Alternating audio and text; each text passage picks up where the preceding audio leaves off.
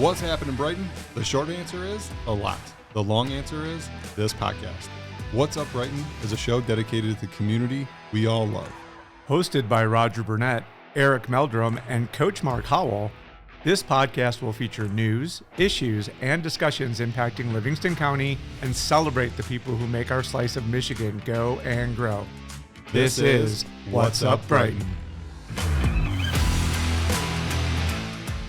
Well, you guys ready? We're ready. Well, let's kick things off. What's up, Brighton? We got a lot to talk about today. So much to talk about. So much. I'm in a new chair. Yes, I feel very comfortable. You I guys actually are like shifting this around, spot. which is kind of giving me like I should be Roger over there because that's Roger's seat all the time. And Roger likes me. He gave me his seat. 100%. That's no biggie. No Still biggie. warm. And now I feel uncomfortable. You guys need a moment? Nope. All right. No, Cool. not even a little bit. All right. So what I want to talk about today, I think you guys are going to really enjoy this. And this is a hot topic around town. Ooh. This is a really hot topic. Ooh. You know, there's been a lot of change happening in the area. If you caught last episode, talked a lot about the Brighton streetscape. You know, downtown evolving, changing, like it or hate it. Right, change is here, and I have on good authority that as of now, there are some things in the works for downtown that I think are going to be really controversial. Okay, and this is Do we need a drum roll? this is also a growth thing. I'm not going to share like a lot of specifics 'cause I don't have the specifics in terms of The it. tease. Total tease. I got teased. I got really teased on this, but Sufficiently teased that he wanted to come do some more teasing. the one thing that I think is really we just need to be aware of is like this is happening. It's going to happen, and Brighton's at that precipice right now where the downtown is going to change. Right? There's some things in the works. The whole entire streetscape is awesome. But I'm gonna scream if you just out with it, Meldrum. What I'm is about it? to start guessing. I'm about to start guessing, and it's going to get you guys can inappropriate. speculate. I don't have all the details, but the landscape of downtown will change. Okay, so here's what I know. Okay, there is a development project that is before City Council right now that is likely going to get approved. Okay, and it's going to bring hundreds of new single-family homes to the Brighton area, and it's going to bring a new skyline to the downtown area. So already we know this is not going to go over with many people. So this is city of. This is city of. This is city of Brighton. Downtown Brighton. Yes. Okay. Well, look, when you look at the actual city limits of Brighton, It's small. it's super small. Super small. All right. And I just had this conversation, because I asked the same question. I said, well, are these all these single family homes are like going to be like Brighton Township, Green Oak Township, Right. Hamburg? Like, where are we at? I said, no, the city of Brighton. So what we have to think now is, where is there space to build said homes With density. with density? Are In these downtown actual Brighton. homes, not condos? Actual homes. I didn't get the specifics on that. Okay. It might be All a right, so- mix. It might be a mix of condos, single family, But it apartments. still needs a footprint to have anything of that But if it's going to change the skyline. of downtown, what? Huh. Where are we building these? Oh. What are Boy, we taking out to put in? Right. And does it involve a parking structure? Exactly. I have Could. questions. All the above could be true. All the above.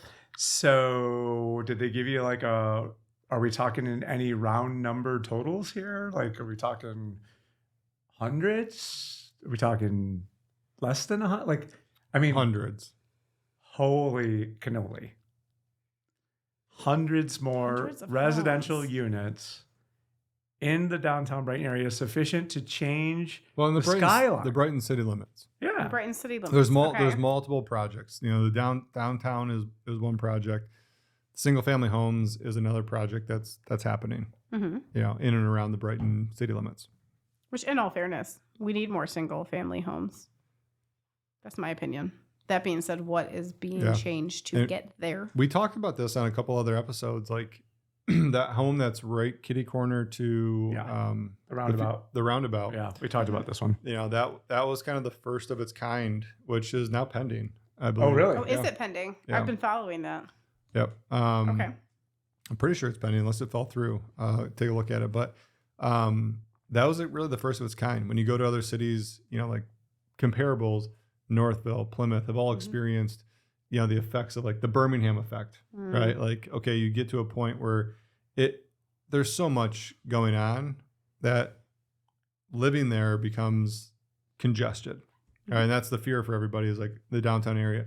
Well, relative to the single family homes that we have here in Brighton, like we don't have a lot of those bigger style homes. No. Right? We got a lot of, bungalows, craftsman style homes, starter homes, lots They of call starter them homes. Lots of starter Bigfoots. homes. But what the one thing that I will say is prices of downtown real estate are going up, right? Like what you can get for a $400,000 home in like downtown Plymouth, I think actually Can you get a $400,000 home in downtown? you still Brighton? can. Or downtown Plymouth? Yes, you still can. But like that's where you would be like, wow, like okay, that's an expensive piece of real estate. There are homes. There's a 1,193. Let me say that again.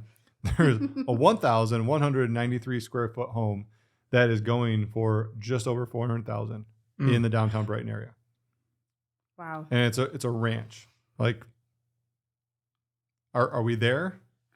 We are. That's $350 a square foot ish. Yep. So it's a lot. This was, again, not like one of the things about having done 44 episodes of the show now is we have previous episodes. So we had that big talk about that particular home on the roundabout Yep. and it being representative of the tipping point of what could happen as far as gentrification is concerned. Yeah. So that, to the Birmingham effect, you would expect we popped it up to a second or a third level. We made the existing footprint something better than it was before. Not we cleared a block, tore them all down, and built something in its place. If that happens, if that's what ultimately this turns out to be, oh my lolly. Oh my God. Because then we talked about it legitimately. I can remember saying it'll be a race. The race will be on. Well, I think the race was already on.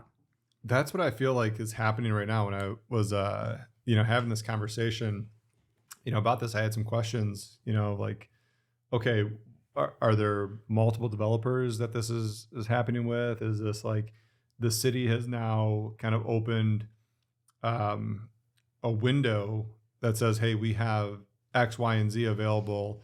We want to see these things happen. Like we're taking bids from developers to make this, a reality.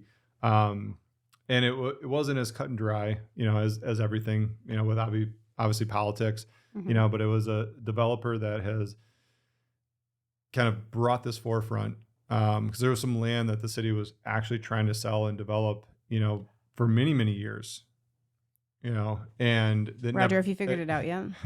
it never happened. So the developers just never really had a plan for it.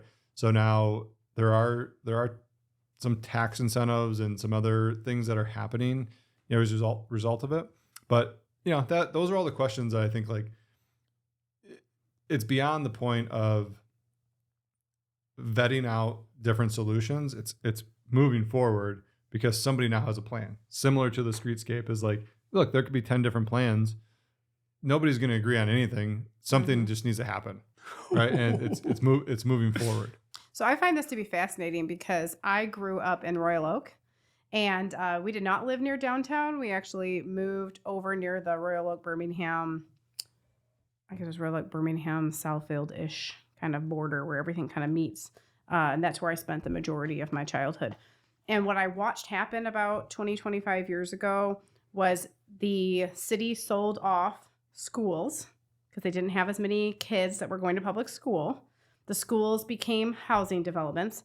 And when they ran out of that, all the ranches got torn down and 2 tall homes were built in their places. And that was right before the entire market collapsed in 2008. So we saw all this like just development. Everyone moved in. And then boom, people are getting evicted out of their homes because no one can afford them anymore. That's still happening in Royal Oak, by the way. It is. But it was just fascinating to me at the time because we had so much green space, and the green space went away. Just the neighborhood school. That was what Royal Oak was known for, their neighborhood schools, So that was like, you didn't have to go very far and you had a school in your neighborhood. And then that kind of slowly dwindled. And it's like, no, you've got lots of homes in your neighborhood. And you may have to go further to go to school. Yep. Gosh, and I drove Main Street in Royal Oak recently. And as a Northwest Detroiter growing up, all of the downtown Royal Oak shopping establishments used to be the place that we would all go to buy our whatever we could afford. And you go through there now, and it literally has no resemblance to the Royal Oak that I remember. Right. It's become exactly what you've described. I mean, everything is 3 and 4 and 5 stories tall and all brand new. And really, they've struggled to maintain the historic quaintness that downtown Royal Oak used to have, which I think is going to be some of, what we hear about. Please don't do that to Brighton. And, this table has a different opinion about the inevitability of that change and whether or not we have any ability to control it. But to think that it's no longer something we should maybe worry about someday versus, oh no, it's about to go down. And I have an idea where I think it might be, but I don't want to speculate because we don't know. But there was a school in the downtown that is a brownfield, or was a brownfield now, and they've been working very hard to turn that into something developable. That would be a really interesting spot, though, if that's where that would to go. That's the old Lembaum. Okay. Right there around the curve when you're coming from Meyer. Wow, that would be something. They repaved everything right there. I mean, that's what they spent the last year doing is 2nd or 4th Street and 5th Street and all those side streets all got repaved. Yowza. And that side of town has a lot of industrial behind it. So Corrigan's back there. And so, wow. Yeah. But, again, whether that's correct or incorrect, just thinking about the places that potentially it could be, that one necessarily, I suppose it could potentially change the skyline to a certain extent, but it's somewhat tucked away back there in a way that, of all the hints that we've been given, that's the one that I don't necessarily see perhaps, but let's talk about the condos that are going in on Mill Pond. There's an apartment complex right next to that. That's not all that big for the footprint that it's on. It is on a very large footprint with a kind of dilapidated gazebo in the middle. Correct. I pass it every day on the way to and work. wonder to yourself, when does that change? I said, how much longer until Correct. that becomes something Correct. else? You know those Instagram posts that start out with like a map of the globe and then they quickly drill down? Yeah. I feel like that's what we're doing right now. Like mentally driving around town, like thinking, I think, just to throw my opinion out there, I think it's inevitable that we're going to expand the footprint of downtown. Like if possible, we have limited space, but if we're able to create more strategic housing and more of a walkable area with lots of businesses that'll attract people, that's a wonderful thing. But I think it is up to the citizens of Brighton and the city council to set the expectation for what that will look like. Yeah. And I know you guys have talked about this on a previous episode, but it's like if we put parameters in for like, hey, you need to honor the architectural structure of these older buildings so that we don't lose what Brighton is, I think more people would be accepting. What they don't want to see are all these buildings popping up that look like somebody else's town. Right. And I agree with that. Yeah. Well, it's a double-edged sword, right? Do you set that from you see those a lot in historic districts. Right? It's like, hey, you need to preserve, the historic look of this building. You can't change it. It's got to be this brick. It's got to be that. And that's what you get from like an HOA. So when you have developers coming in, and this is the very sensitive topic around it, is like, do you really tell somebody that wants to develop the city what you can and can't do? Do they want to put their money there? And it's this fine balance. It's like it sounds good in theory. Trust me, like I totally agree with it. Sounds good in theory, right? When you say, hey, you need to do this, and the developer's like, well, that alone is going to cost me 30% more on construction. Now it doesn't make sense for me. I think that's fair. I don't know that it has to be very, very strict. Like it has to be made with these particular materials, but there's things that definitely clash with downtown, like the ugly shipping container condos that honestly never should have happened. They never should have happened. Some people like those. Yeah, the people living in them, maybe. Everybody else like curses them as we drive by every day. Like, why are these here? Why are these here? Who approved this? And I hear that they're beautiful inside, but like externally, they are an eyesore on downtown. I said it. Well, that's why they're Hideous. tucked away in the back. Hideous. Shots fired. Yeah, shots fired. So what do we make of that? If you want to complain, you can just walk over to the office across the street from that and Right. complain. It's right Yeah, there. and then they're going to be like, do you even live here? And I'll be like, I have to drive by them every Wait, day. you're in a township? We're in Wait. Brighton Township. Exactly. I'm not one of the elite 10,000 that live in Not the of city the elite, proper. right? Yeah. The city taxpayers. I just have a Brighton mailing address. Okay. Just like all the rest of us. Just Yeah, like it's all the funny. What do we, But what do I we think- make of this? So here, let me talk about the obvious one, right? Like the obvious one that I think everyone knows about is, the Fifth Third building, Yeah. the bank Mhm. building. They're now building that. Boy, that thing's You know. going up with a quickness too. My goodness. Oh, once it gets I going, drove by it today. I was like, yeah, it's good. Moving. It'll be encapsulated before the probably January. So Mhm. I think they'll put windows in and stuff will be happening inside, early spring. So that's already in the works. Like everybody knows about that one. That's no secret. mhm. But there's a lot of speculation of like what's happening to the old building, right? Talked about parking structure, and what I have heard, and I don't know if all this is true, but what I have heard is that building, when they knock, they're going to demolish the current building that's there for Fifth Okay. Third. That's not going to be there anymore. What they're going to do is put in a multi-level. I don't know how many levels. I've heard it could be up to 5, could be up to 6. Okay. It'll be the tallest building downtown Brighton. And part of that is going to be a parking structure. Okay. So like Whoa. retail on the main level, parking structure, maybe 1 or 2 levels. And then there will be apartments, condos, Living space. living space Yep. on the So upper units. would the parking structure be for the people who live there? Or will it be for Part people of it would be who- for the people who live there for sure. Okay. But the other, 90% of it would be for public parking. I think another point to consider is that when you go to other major cities, you have to pay to park. Mm-hmm.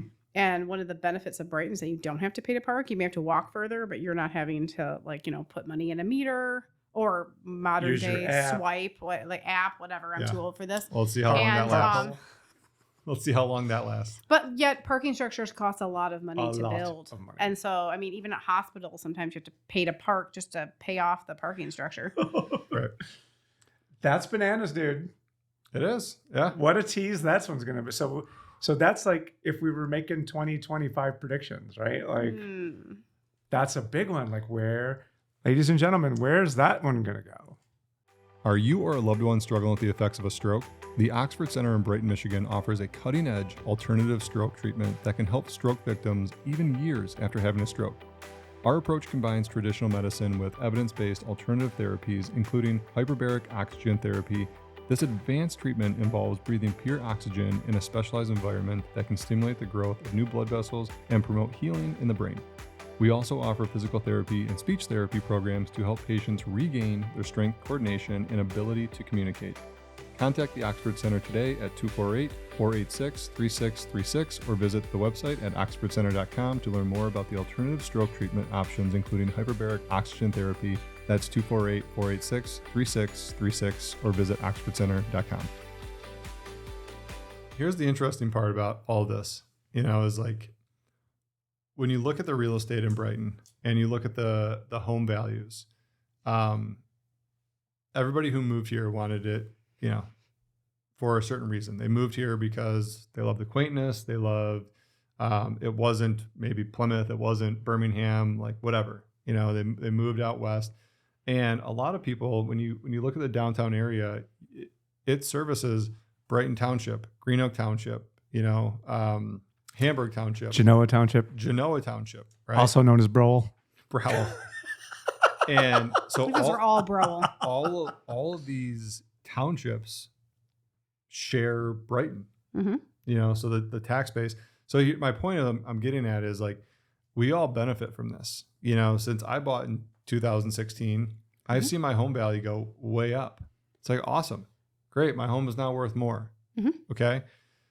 This is also going to keep those home values going up, right? This is from a home equity thing. This is a good thing for homeowners. This is a good thing, for the longevity of people that want to live here and own a home, but if this doesn't happen, right, which is a certain percentage of people that don't want it to happen, is that enough? Like, would you still want to live in Brighton if your home value wasn't going up?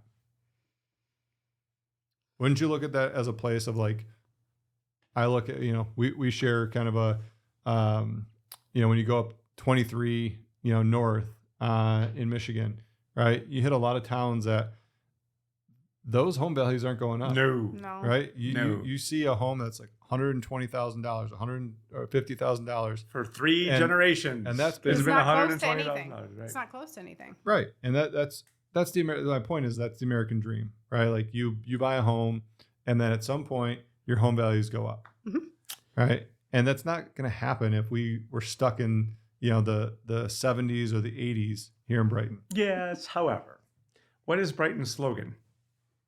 Ooh. Where quality is a way of life. It used to be as soon as you came into town, welcome to Brighton, where quality is a way of life. I think there's a tipping point where density degrades quality. Now, what I don't know, and maybe our realtor here at the table can share with us, if there's been any municipality in our southeastern Michigan area that experienced population growth and loss of property value at the same time. Certainly everyone would want you to believe it's true, that there is that possibility. I don't believe it to be true. I think the loss of property value comes later. Correct. I think that if people are rushing to an area, it's always going to raise the property values. But then what happens after that? People who don't like the density move out to another area, i.e. people from Oakland County to Livingston County. Yep. And then who's left behind is a smaller tax base. Yep. And then the property values go down. So they're in. I don't think we've seen that. We've probably seen that in more closer to Detroit cities, where there was a loss of I wouldn't say it was a loss of people due to lifestyle. I think it was a loss of people due to jobs. Yeah. When you look at like a city like Flint, right? And I just said Detroit, but I went way north, right? Flint. You got cities like Ecorse, Romulus, where it's like, okay, that people are not moving there for the lifestyle. No. Right. It's suburbs of Metro Detroit, and there's high crime. There's like a lot of things of why people are moving out, from that. Cities like Brighton, you would have to have, we talked about this on a couple other episodes, like Brighton is a bedroom community. Yep. Right. People come here. They don't necessarily think about it. Do we have a ton of employers here in Brighton? No, they all commute. That's what I thought you were going to say, was that there was going to be a major employer coming to downtown Brighton. Yeah, when we picked Brighton Township, I know, not officially Brighton. Okay, it's only 10 minutes away. But when we picked Brighton Township, one of us.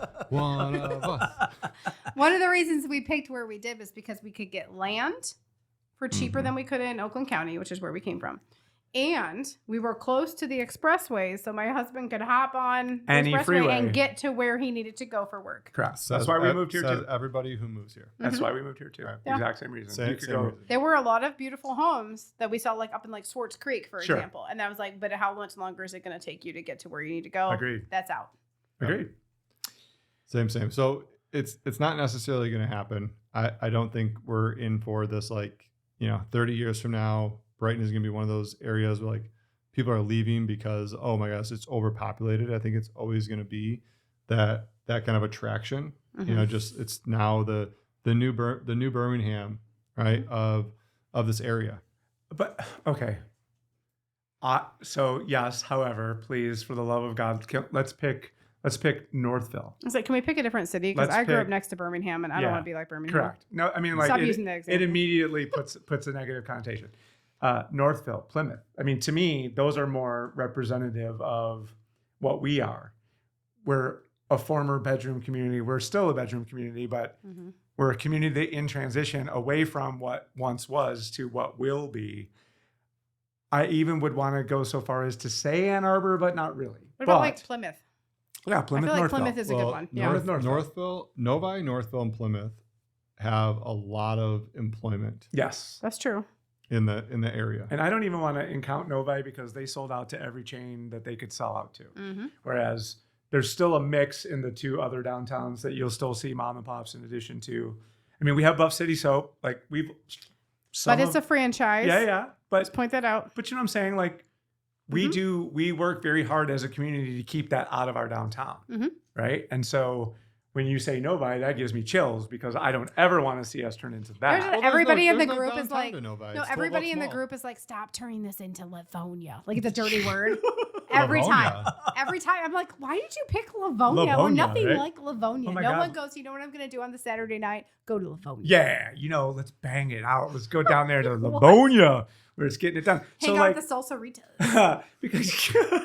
because like downtown Plymouth has the ice sculpture festival. They have a park right in the middle of their downtown that they have the old school movie theater that overlooks the park. Like they've done well to retain their character in the downtown proper while their bedroom community has exploded all around them everywhere you go. And they've done well. And to me, like, I don't want to say that's a model for us, but when we're looking at what we might become, I'd much prefer that than Royal Oak even. Like, oh my God, to think that, we turn Main Street into a 5-story tunnel that you don't even get the sun the way you used to get it because they're just, the buildings are blocking out. They knocked everything. They knocked down the main art theater. I found out about that. Well, I think Royal Oak is probably the next evolution of Plymouth, for example. Yeah. Like you got all these trajectories, like Birmingham got really built up, right? There was a lot of things happening. Royal Oak, same thing. Now Plymouth, if you go downtown Plymouth, there's still a ton of construction happening. Agreed. Right? There's new townhomes, there's new buildings going up. The downtown is expanding. So they're all on different trajectories. I would say Royal Oak is definitely like way ahead of the curve. It's been the most built up, right? But it's been populous for a long time. But here's why I brought this up, right? Because we are getting the first kind of major injection of new development that's happened. There's a developer that is going to be known eventually, right? They're already building downtown. They're injecting a lot of money into the development. Okay. And I'll use Detroit as the example. Detroit was never going to come back if the first money didn't come in, right? As soon as first money comes in, and this goes for any venture capital, first money in, what follows? Second, third, fourth money, right? Now this opens up the floodgates of like, oh, there's somebody else that's actually going to take the beating and go to city council and take all the hard knocks. Great. You just paved the way. Now I can come in as a fast follow. What's my development plan? Okay, what else do you need? You need more housing? Great, I got it. All right, you've already cleared the way? Cool. I'm right behind you. Because I know my money's safe because I didn't take the risk. I just keep thinking, Merry Christmas, Brighton. Like, woo, guess what next year is going to be? Massive growth. And I think regardless of whether it was what you're describing, there's a lot of what I'm sensing amongst my peer group is a lot of optimism for 2025. A lot of capital that may have been sitting on the sidelines waiting to see what was going to happen. That now those people who were waiting on the sidelines have pulled off their warm-ups and they're actively in the game. Like, it's go time. And all of my mentors and people that I respect their opinions have told us, like, run like your hair's on fire. Like, go, go. Because, yeah. And to think that people were wise enough to sort of get ahead of that, to Eric's point, that second, third, fourth followers are sitting there with ants in their pants right now, just itching for, okay, well, that's a place where the first follower can go reap the benefit of what is already going on, man, 2025, y'all, look out. It's going to be a real thing. I would love to hear your input, Eric, on the development that's going on. I believe it's Green Oak Township. It's over by Legacy Center. So Legacy Center always is adding and adding and adding. I mean, quite literally one of the most impressive construction projects of my time. I keep waiting for go-karts. Where are the go-karts? I do not believe that go-karts are in the plans right now, but they're adding outdoor pickleball courts next year. I love what they did with the Christmas lights on the baseball diamonds. Yeah, you guys very cool. drove by at night. Very cool. Very cool. They're also adding in a health and wellness center that's going to be opening in the next couple years. But they sold off some land across the street to a developer that's going to put in. Don't quote me on this. I thought they said 100,000 homes. I don't know how that's possible. It can't be 100,000, but it's a lot. It's more like 1,000. There you go, 1,000 homes. You know, close zeros. enough. It's just close zeros. enough. Close enough. It's closer to 1,000. The number that was floated around was about 900. Okay, so they're putting a lot of homes over there, and possible further development in the outlot. That's like next to the fire station. Yeah. They're going to put some more like retail there. Chick-fil-A. That land's still for sale.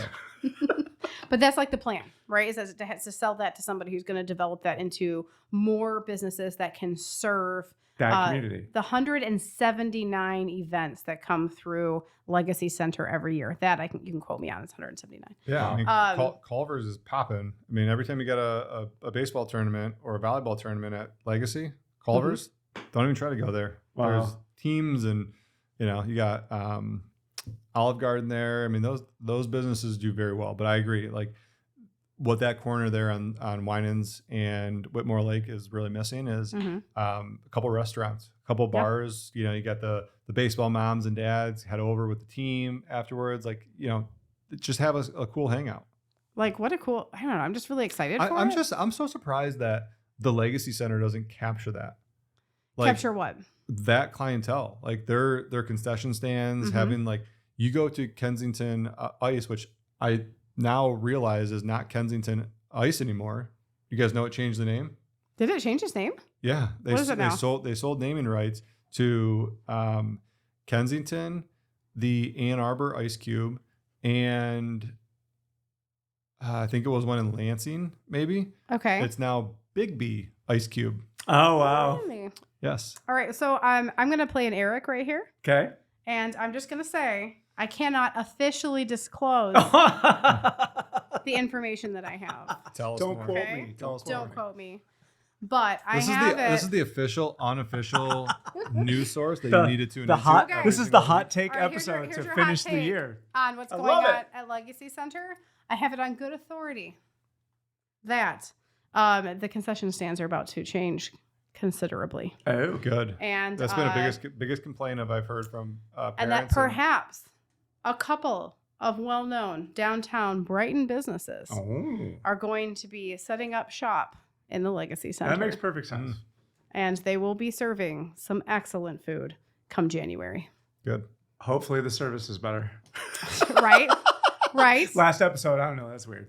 I'm just saying that there will be some really exciting things coming in January and throughout 2025. You're going to see some significant changes at the Legacy Center when it comes to concessions. Yeah. So, well, noted. I guess they checked the comment box and enough times. Yeah.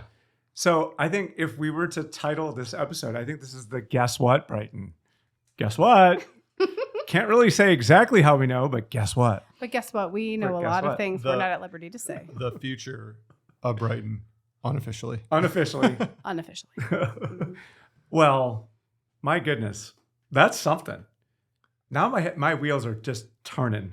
Yeah. And by the way, that builder that's putting in all those homes by Legacy is Lombardo. That's no secret. They've had the plans in with Green Oak Township for a long time. They've owned the land for a long time. And that's just the natural evolution. I mean, you got, the development that they already have off Winans Lake. Then you got Mitch Harris's build over there. And then you have that vacant land. So that's going to get developed. And then so exciting. The corner right there, it causes some traffic problems. That's why they knew it was coming. So that's why they put the roundabouts in. Mm-hmm. Right. So anytime you see roundabouts, think future developments. That's a good way of looking at it. Right. Do you know what the timeline is on that? Because I don't remember. The homes in the subdivision that they're building were selling slower than they anticipated because some of the last lots they had left are just, they're not really desirable. I mean, the backyard just like falls right off. Like you have no backyard. So they were kind of waiting for that to round out. Then they would break down. I heard maybe 2025, probably 2026. All right. Big things coming to the greater Brighton area. Yeah. And it's, obviously it affects everyone's home value. So the more homes that go in and the more, affordable homes, I don't know that they're coming. So, don't hold your breath on that. There's still big enough demand for those in the area. Mind blown. Don't even know if we ever told anything that will ever really come back to us to be able to say, like, see, we told you. See, this I did that just so you guys would invite me back on the podcast next year. You're always welcome. You are always, as long as you have seats. Not speaking out of school, you're always welcome. Oh, thanks. 100%. Like, we need some feminine energy in the room. I was gonna say I was the DEI hire, but oh, come on! You guys asking me, but I know it's because I have long hair. The DEI. I saw Adam's eyes roll. The DEI hire. Oh man, was that like a hashtag for 2024? The DEI hire. This is let's hashtag our cabinet's better than yours. Our cabinet's gonna kick ass. Our cabinet will cast. Well, boss. We have more, or we're going to land in the plane here? That's it. That's it for today. I think we're going to leave everybody hanging on this. Like, stay tuned. Big things for 2025, I think, ahead. This is going to air right before the new year. I think it's like the 21st. I heard the 20th? 20th of this episode. Oh, we'll have one more before the end of the year. Yeah, but I won't be around for that, so... Roger won't be around. Stop bragging. I just wanted to wish you going on both vacation. Happy holidays. Yes. It's been a lot of fun this year. Yeah, this has been great. And I think the big thing I'm looking forward to in 2025 is kind of getting into some more of this conversation about like what is happening. Yeah. Because we're going to start seeing some things start taking shape, come New Year. And people are going to be able to weigh in. We're going to have a lot of comments. We're going to have a lot of activity in the group. So get ready. This is going to be a lot of moderation happening. So at least thank you for all you do. As Roger leaves town. Great. The good news is Facebook works no matter where you are. So this is true. I've seen you out of town still doing your going, work. No. Still disappointing people. No. No. What are you doing? No. And healthiness, happiness for both of you and your families. Like the grandpa and me is all just like so excited for what the new year is going to bring to all of us. So I'm trying to spread that around. I'm super happy. It's been a really good year. I can't believe this is our 44th of these that we've done. We started in March and it feels like it's been way, way, way longer than that in so many ways. And the response from the community has been great. We've been fortunate enough to fill the guest chair on more than a couple occasions with people who came and told us stuff that I don't think we otherwise would have known. And for those of you who watch the show, like I hope that you too, like we talk about stuff that generally some ways comes true. And the beautiful part is like we can reference the show and say, remember when we talked about that in, I don't know, May? And here we are in December and some of the stuff that we talked about back then is really starting to come to fruition. So buckle up, buttercups. 2025 is going to be a great year. Yes, it is. So I appreciate you guys and thank you for all you guys do in the group. It doesn't go unnoticed, even though Elise thinks it does. Whatever. I'm enjoying it. Yes. I got a little bit of a savior complex though. There you just go. Like, There you go. She will fix it. So. All right, well, take her home. Let's sign off. You guys, we appreciate you guys watching and make sure you go over to YouTube, hit that subscribe button, tap that little bell so you're notified every time we come out with a new video just like this. And next week, we're going to come back with a lot more things happening in and around Brighton. So see you next week.